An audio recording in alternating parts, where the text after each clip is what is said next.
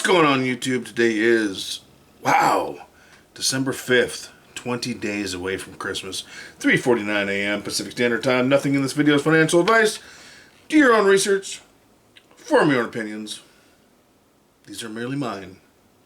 If you could take a minute to like and subscribe, leave a comment so I know you're here, I would really appreciate that. SE McLoughlin Metals are on the rise again. No shock there. Gold 42.2338 an ounce, up $13.99. Silver 58.24. That's this stuff right here. Up 96 cents for the day. Platinum 16.5823, up 7.08 for the day. Palladium 147.80, up 4.75 for the day. GSR, otherwise known as gold to silver ratio, 72.52. Not bad. So, like I said, nothing's financial advice. This is me. Hit the like, hit the subscribe, show some love.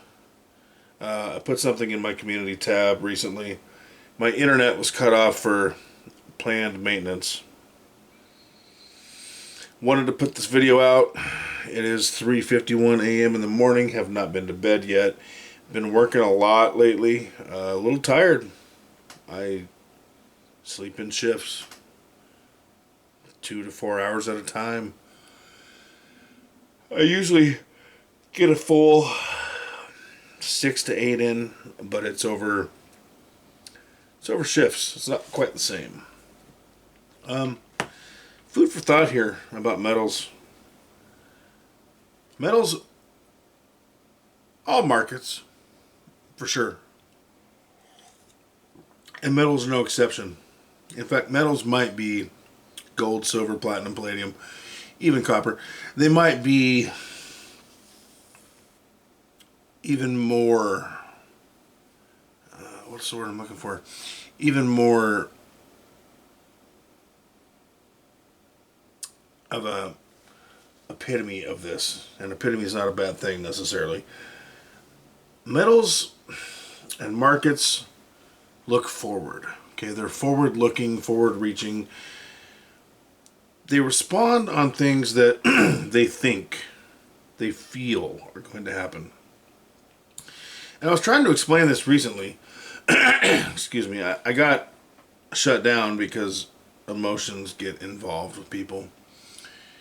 But somebody, actually many people recently have asked, why is silver doing so well? And there are many reasons, okay? The Fed made a rate cut. Markets are looking forward to another projected rate cut. I think the next announcement's on the 10th of this month-ish. Sounds about right. Forward thinking, forward looking. That's one. There are talks of shortages, which we've dealt with that for years and years and years. We've been in a silver deficit for years.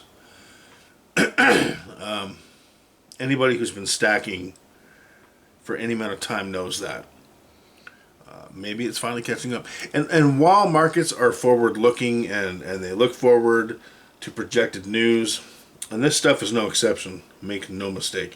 And it is influenced by the paper markets, which is jacked because paper silver is not silver. You can make profits in that game. I've done it.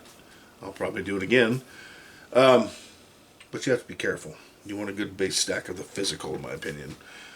But they're forward-looking, right? And take the tariffs. Whether you like them, whether you hate them, whether your guy did them, whether the guy you despise did them, doesn't matter. When they were talked about, being imposed, when they were set to be imposed on a larger scale, did you know that gold and platinum were exempt from the tariffs because they were considered critical minerals? Silver was not. Look how silver's responded. So what happened then is trickling up into now. Okay, just like the shortages, just like the squeezes that people talk about. And you can say that's a bad thing. It was a bad call because silver is a critical mineral, which it totally is. Or you can say, hey, my guy did that. He did that on purpose. I'm benefiting. Or my guy did that. He did that without even thinking about it. However you cut it, however you chop it up, for us as stackers has been a good thing. As far as, well, that depends. If you're in the acquisition phase, which most of us are, myself included, it can present a challenge. But it's also exciting to see your asset be, or one of your assets, be increasing in value, be more sought after, be more valued, getting attention the way it should. As silver stackers and gold stackers and just stackers, we're having our day to a degree. And that's phenomenal. Something we always believed and thought and knew would come. And we have been through trials and tribulations, and we will go through more, make no mistake. But it's a good day, in a way. We all love when the prices go down so we can get more, but we all at the same time, I'm speaking in a broad spectrum, not for everybody, but we all also hate it because we're like, oh, am I wrong? It's taking too long. Am I going to live long enough for this to happen? I'm buying more, I'm buying the dip, but damn it, I want it to go up tomorrow exponentially. It's a struggle. Just like the fatter your stack becomes, the smaller it feels. At least to me. And I'm speaking, when I say you, I'm speaking in terms of me and a lot of us. Every day of my life, I build wealth to some degree. And I have days where shit happens that costs me money and sets me back. Sure, it's called life. But for the most part, every day I build wealth on some level. And the more I build, the bigger the goal gets, right? The bigger the further the goalpost is reached. And as I age, the smaller the time frame to achieve said goals, which is ever changing, decreases. I have less time to get to the goal that I want, and there's really no particular goal other than more. But the older I get, the less time I have to get to that goal of that ultimate freedom that I'm trying to achieve. It's kind of a psyop. Not necessarily caused by the markets, but it's a psyop caused by building that wealth, holding more assets, having bigger goals. Because it's just like the longer you live, for the most part, the longer you want to live. The longer, the more wealth you have, the more wealth you want to have. And I used to ask myself, man, these billionaires, which I am not, I am nowhere near, but these billionaires, man, they get to this point where they have exponential money, X amount of billions. How much is enough? But I get it, right? Because to me, assets are wealth. And to a degree, love it or hate it, that includes paper assets as far as stocks, bonds, cash, which is depreciating on its own, but I like to make that cash grow through other investments, and metal. And eventually, depending on how things go, I will reach another asset class of physical real estate, depending, let me stress that, on what I'm told, where I'm looking. But I understand that need for more. What I don't understand is the need for more to hurt other people in the process. To me, that's where it becomes greed. If you're willing to work for it, invest for it, do the right thing for it, work harder than the other guy, you deserve it.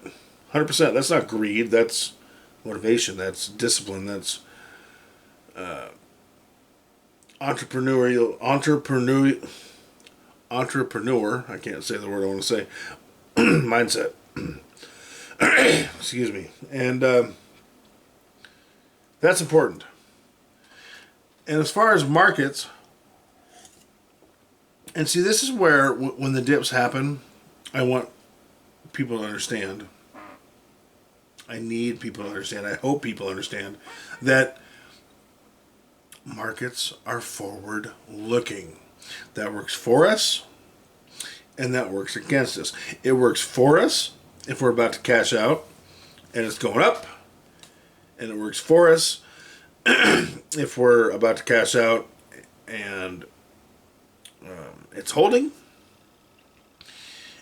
and it works for us if it's depreciating for a short period of time while we're in the acquisition phase. Okay? So it ebb and flows, right? It's markets. And you have to look at damn it. You have to look at we have a new regime, and also that's not necessarily a bad word. It just means, a new shift in power. We have a new regime, which, and I like this, is not pushing the EV agenda. Okay? If you want an EV car, cool. If I want an EV car, cool. What I don't want is it forced upon you or me. And the guy in office is not taking that away, the choice to have it. He's giving us more of an option, and I fully support that. I dig that. I don't want to be forced into anything, and that includes an EV. I want to decide that I want an EV on my own, or not want an EV on my own. I don't want to be forced into anything. But again, but does not cancel out what was previously said. I can't stand that people believe that. It drives me insane. Markets are forward looking. So silver in particular,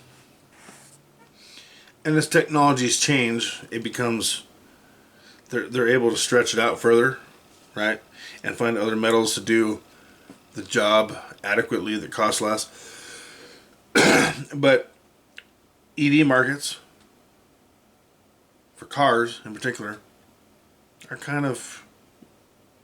they've kind of done this and kind of done that. A little this, a little that, like any market, because it's not being told, it's not being said that it's coming for sure and being pushed on us. So automakers have pumped the brakes, so to speak, pun intended, on some of their projected ideas of goals of producing X amount of EV cars or producing only EV cars by a certain date. That can actually work against us as stackers.